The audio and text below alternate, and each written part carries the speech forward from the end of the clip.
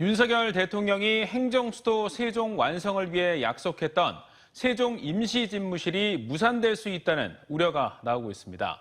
석 달 뒤 완공되는 정부 세종청사 중앙동에 입주할 기관에서 대통령 집무실이 빠진 것으로 확인됐는데 대통령실에선 어떤 입장이나 의견도 내지 않고 있습니다. 지역 시민단체들은 대국민 약속 파기라며 입주 무산에 대한 정부의 입장을 밝히라고 촉구했습니다. 서울방송센터 이선학 기자입니다.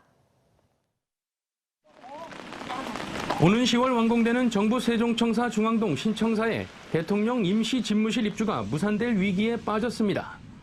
행정안전부가 신청사에 입주할 기관 선정을 위해 내부 결재를 진행 중인데 대통령 임시 집무실은 빠진 것으로 확인된 겁니다. 대통령실에서 임시 집무실 입주와 관련된 입장을 아직까지 행안부에 전달하지 않았기 때문인데 행안부는 대통령 임시 입주 여부와 별개로 최종 입주 기간을 오는 18일 발표할 예정입니다.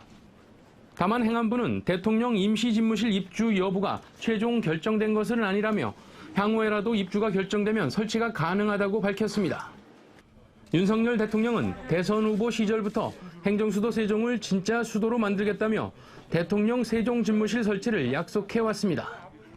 제가 차기 정부 맡게 되면 법률안 제출을 하든지 국회에 촉구를 해서 청와대 일단 제2 청와대 집무실이 이전할 수 있는 법적 근거를 마련하도록 하겠습니다. 관련법도 지난 5월 통과된 데다 취임 이후 첫 공식 국무회의도 세종청사에서 개최하면서 기대가 컸지만 무산 우려가 커지고 있습니다. 지역 시민단체들은 대통령 집무실 무산 위기에 대해 즉각 성명을 내고 강력하게 반발하고 있습니다.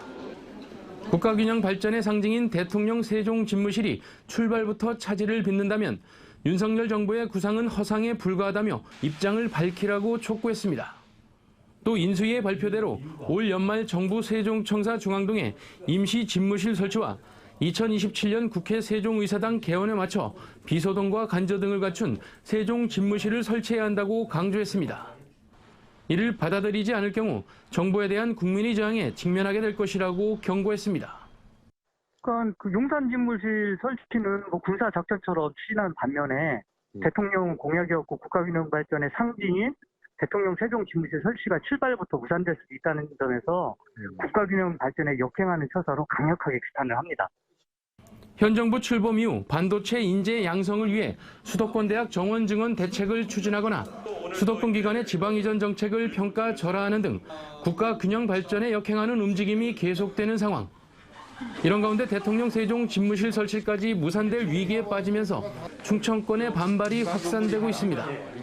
TJB 이선학입니다.